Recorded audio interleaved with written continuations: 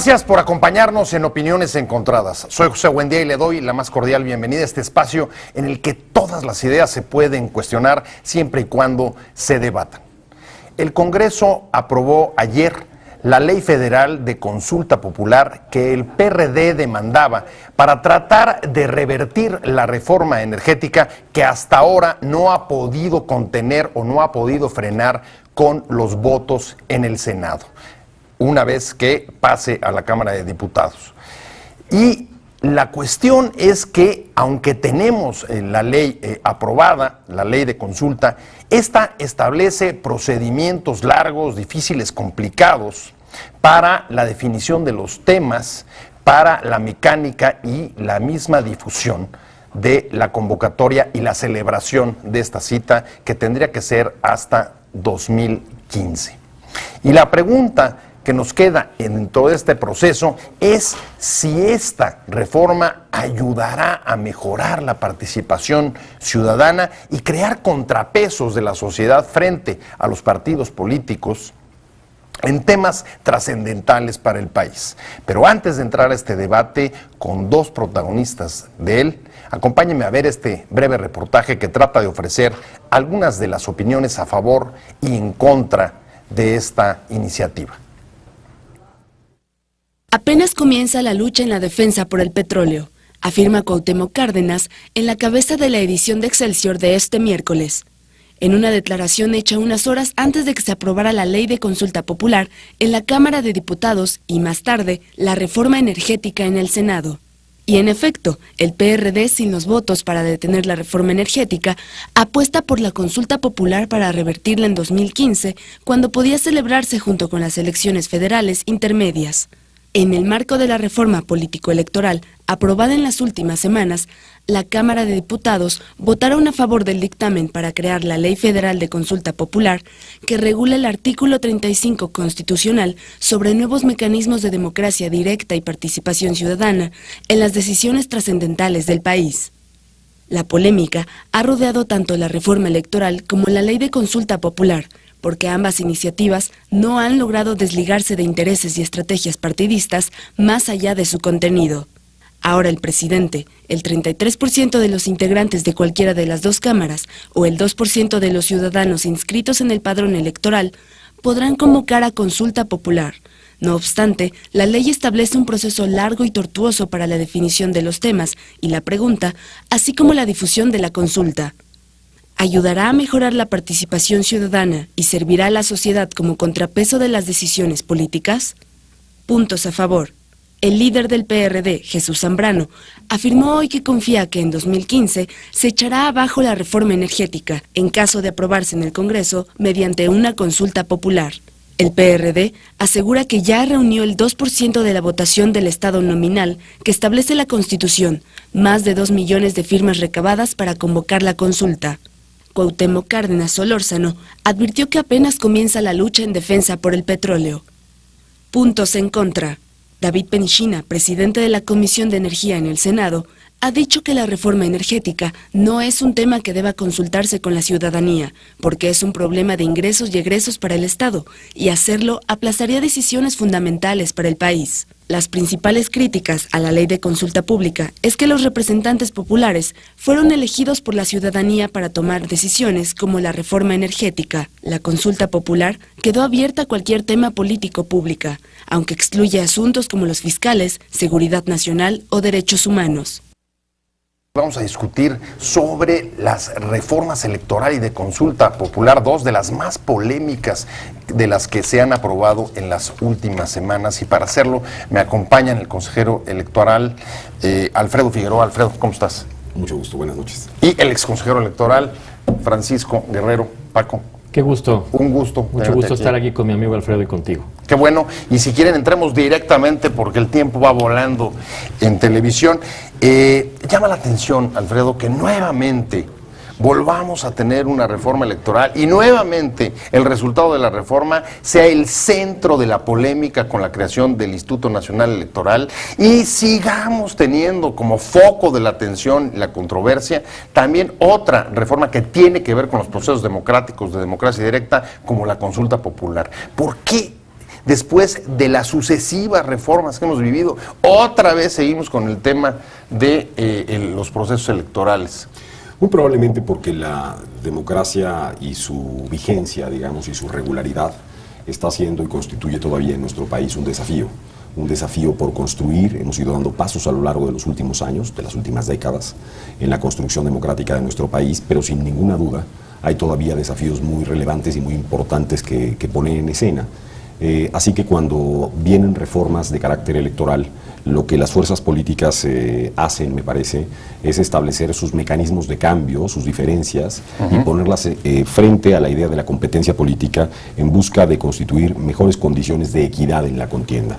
La reforma electoral que hoy vivimos es además muy importante, muy honda en muchos de sus sentidos, porque va a tocar ya no solamente la vida federal, que era parte de lo habitual, digamos, desde el punto de vista electoral. Hoy por hoy, lo que ocurre con la creación del Instituto Nacional Electoral, de confirmarse esta creación, es que tendremos una institución de carácter nacional que se encargará, además de hacer las elecciones de carácter local, estatales, municipales, a diputados en los congresos, en fin. La modificación que estamos viviendo es muy profunda al propio sistema electoral, y se había anunciado desde el 2 de diciembre en el Pacto por México, y esto se ha cumplido, digamos, en los días. Una modificación, Paco, muy profunda, como dice Alfredo, pero a algunos les parece que, muy pocos les parece que construya, y a la mayoría de lo que yo he podido escuchar le parece que más bien deconstruye. Son más los detractores de la creación del INE que los que lo están apoyando. ¿Cómo ves tú? A ver, yo creo que sí, efectivamente se ha dividido la opinión. Habría que decir que esta reforma está atada profundamente a otras reformas.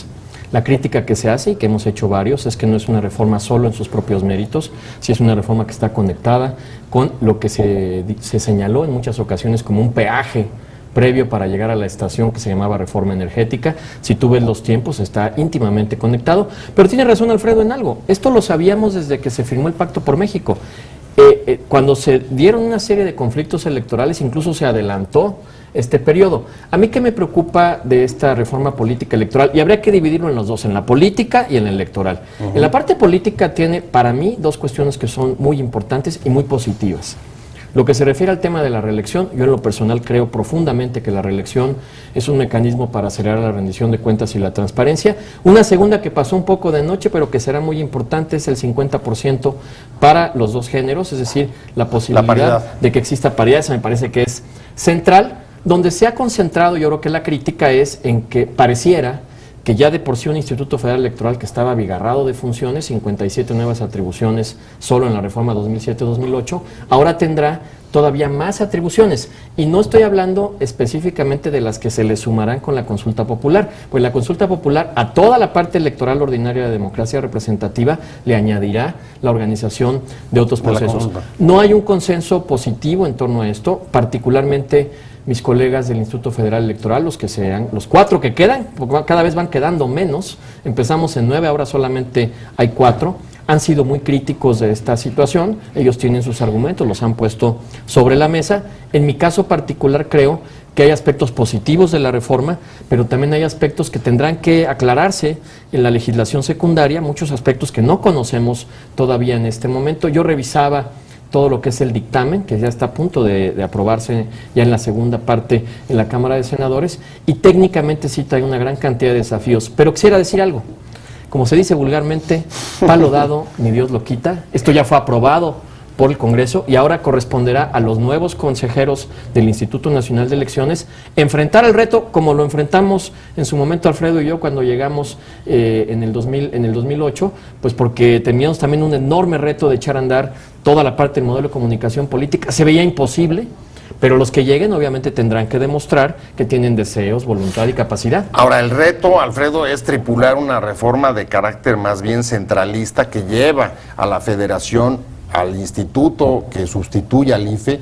una serie de facultades de supervisión e intervención en los órganos estatales, y ahí la cuestión es si no solamente sea difícil tripularla, sino que se convierta en un motivo, lo ha dicho algunos de los consejeros del IFE, en un motivo de incertidumbre y que acabe generando, digamos, retrocesos democráticos. ¿Tú compartes esa visión? Mira, no, yo no comparto la visión que se ha expresado, no solamente por algunos de mis ex colegas en el Instituto Federal Electoral, sino incluso en la opinión publicada, Entre otras cosas, porque para tener un juicio sobre esta reforma es necesario conocer la ley secundaria. Es decir, uno no puede llegar a la conclusión de que esta reforma es completamente positiva o completamente negativa. Se prefiguran algunos aspectos que se establecen desde la Constitución. Y he leído un conjunto de exigencias a una reforma constitucional que no puede resolver el texto constitucional. Leo a supuestos especialistas diciendo, ¿y cómo se va a resolver el asunto? Bueno, pues eso se tiene que resolver en una ley que no existe y que está prevista se desarrolle. Así que lo que yo advierto es que esta reforma está pensada esencialmente para enfrentar la ausencia de condiciones democráticas en estados de la República donde los gobernadores siguen siendo en muchos sentidos los grandes electores. ¿Y hasta dónde vamos hoy? Hasta ¿Se donde lo vamos, permite o no lo permite? Hasta donde vamos hay pasos muy importantes para enfrentar este tema. Sí advierto, como lo advierte Paco, algunos aspectos que me parece que serán complejos de instrumentar, y advierto un cierto frenesí a la hora de escribir la reforma, ligado a la reforma energética y otra agenda política que en nada favorece una buena redacción de la Constitución. El sistema transitorio que se han planteado es un sistema que no está, digamos, pensando en la operatividad de los procesos electorales, y ahí habría que establecer algún cuestionamiento. Pero estos aspectos habrán de resolverse, deberán resolverse en la ley secundaria. ¿Sirve, Paco, como dice Alfredo, para controlar a los gobernadores, para tratar de crearles contrapesos? Mira, de alguna manera habría que reconocer que en muchas entidades federativas, y esto todos los que hemos hecho análisis sobre esto lo hemos reconocido, que sí hay entidades federativas donde la calidad de los institutos electorales deja mucho que desear. Eso habría que reconocerlo. Habiendo dicho eso, yo fui de las voces críticas, Alfredo lo conoce, yo pensaba que no era necesario quizá que la designación de los consejeros se diera desde el centro, porque ahora será así, será el Instituto Nacional de Elección a través de sus consejeros los que designarán a estos consejeros locales. Sin embargo, creo que lo que va a someter a este proceso de selección a estos consejeros y consejeras es un examen mucho más riguroso que el que existía en el pasado. Serán muy probablemente los mismos expertos electorales que ya existen en las entidades federativas, no los podemos inventar de la noche a la mañana, pero el proceso de selección, al ser elegidos por las 2/3 partes del Consejo Nacional de Elecciones, de estos nuevos consejeros que estarán, pues sí traerá consigo por lo menos una dinámica que busca sacudir el árbol. Yo esa parte de la reforma la entiendo, yo celebro que los institutos locales se mantengan en muchas de las funciones que tienen, y entiendo políticamente cuál fue la razón que llevó a esta situación. Esa parte yo la entiendo. Ahora, cómo se va a operativizar, lo que dice Alfredo es cierto. Pues primero hay pasos previos. Yo quisiera ver cuáles son los perfiles de los próximos consejeros, quiero ver cuáles son los vínculos políticos que tienen, cuál es su capacidad técnica, su expertise, porque al final del día, sea desde el centro o en las entidades federativas, el objetivo debe ser el mismo, y es que lleguen a la mesa de los consejos locales y del Consejo Nacional del Instituto Nacional Electoral perfiles que sean creíbles para la sociedad, y sobre todo que los partidos políticos que participan en las elecciones tengan confianza en el árbitro. Ese siempre es Pero ya el había secreto. confianza en el árbitro. Entonces la pregunta es, ¿se necesitaba o responde a un problema de política electoral de alguno de los partidos, y en concreto el PAN? Responde a un problema real en los procesos electorales de carácter local. Responde al hecho de que tenemos congresos de los estados que construyen leyes ad hoc en el proceso electoral. De pronto conocíamos a nivel federal que de hoy para mañana se modificaba la Constitución en una entidad y se establecían reglas en contra del contendiente. Conocíamos prácticas que eran o distaban de ser prácticas democráticas respecto de las que vive el Instituto Federal Electoral. Ese ha sido el planteamiento. ¿Qué tan exitoso puede ser este mecanismo para enfrentarlo? Eso lo tendremos que ir evaluando a lo largo del tiempo. Ser autoridad electoral nos hace ir llevando las cosas a un grado siguiente. Hasta que no tengamos una evidencia de cómo se van desarrollando esos eventos, no podremos juzgarlos en demasía. Sí creo que ha habido voces críticas, o muchas críticas, digamos, a la idea simplemente de que desaparezca el nombre Instituto Federal Electoral. Se ha hablado incluso de incrementos de costos que desde luego no se acreditarán en los hechos. Dependerá otra vez de la reforma de carácter legal. Así que creo que es un paso importante. Yo creo que no es virtuoso en algunos de los asuntos que se han tomado como decisión, insisto en eso, y creo que ha sido frenético. El proceso de redacción de la Constitución tendría que tener otros cuidados. ¿Es posible que se revierta la reforma energética en caso de que sea finalmente aprobada con una consulta popular que ya está reglamentada. Ayer lo aprobó la Cámara de Diputados para celebrarse o con posibilidad de celebrarse en julio de 2015, concurrente con la elección federal intermedia?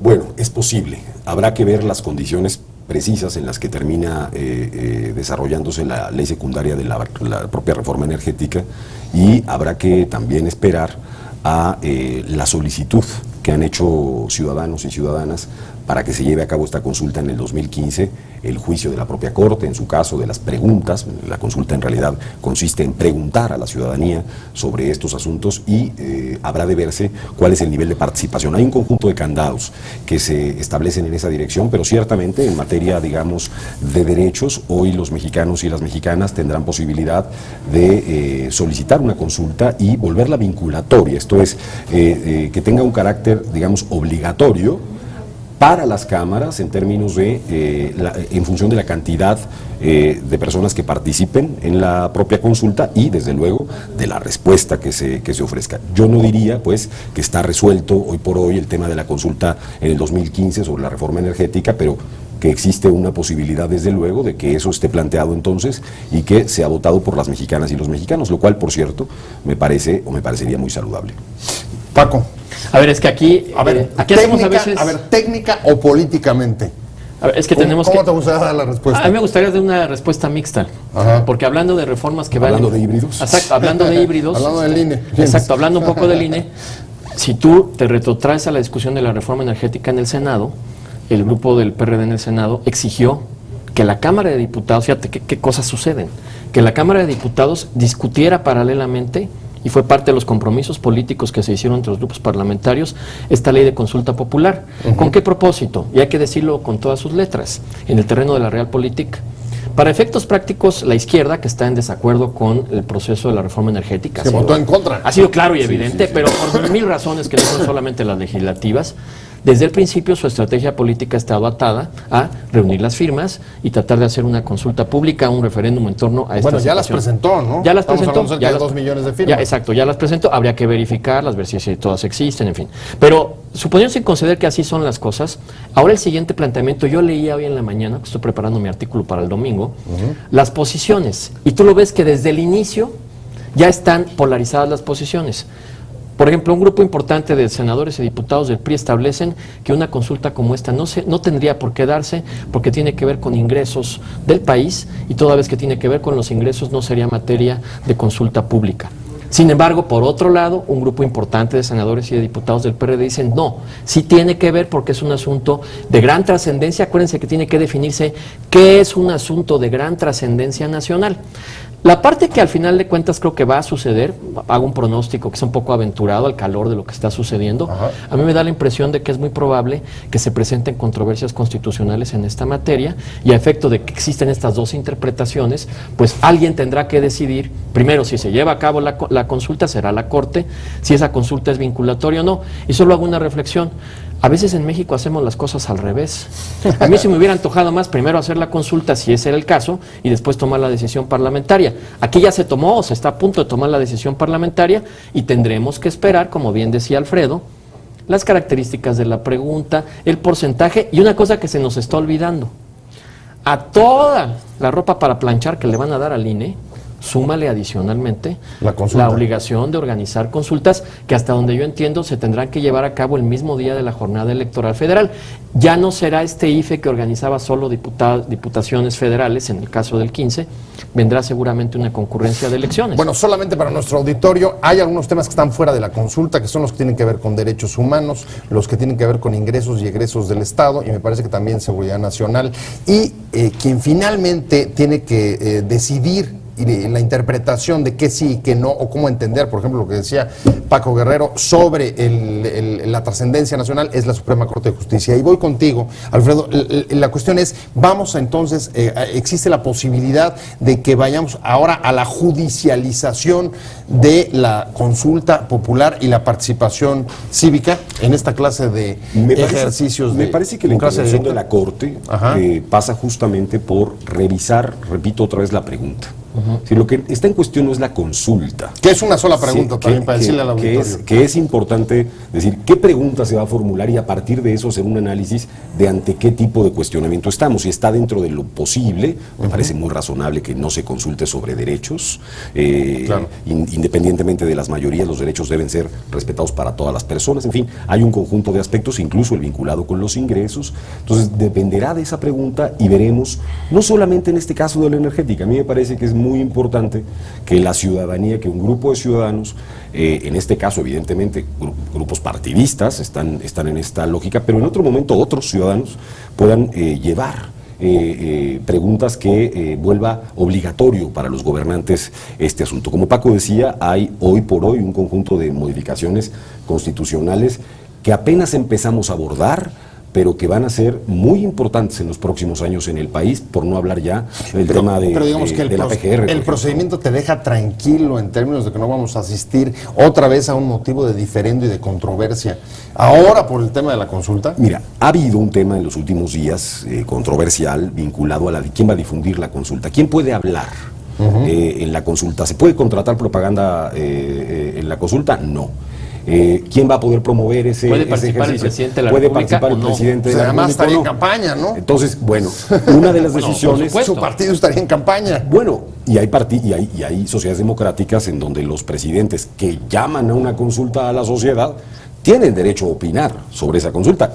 Entonces, en nuestra ley prohibido. En nuestra ley no estará prohibido si la promoción es por parte del propio presidente. Es decir, si el presidente es el que promueve la consulta, habrá posibilidad de que el presidente hable incluso en spots de televisión, según la última redacción que yo revisé, para decirle a los ciudadanos cuál es su opinión al respecto. Aunque el IFE seguirá siendo el administrador de los tiempos de radio y televisión, y dijiste una cosa que a mí me parece que sí es importante. Ayer el debate en la Cámara de Diputados se centró casi exclusivamente en lo que dijo Alfredo.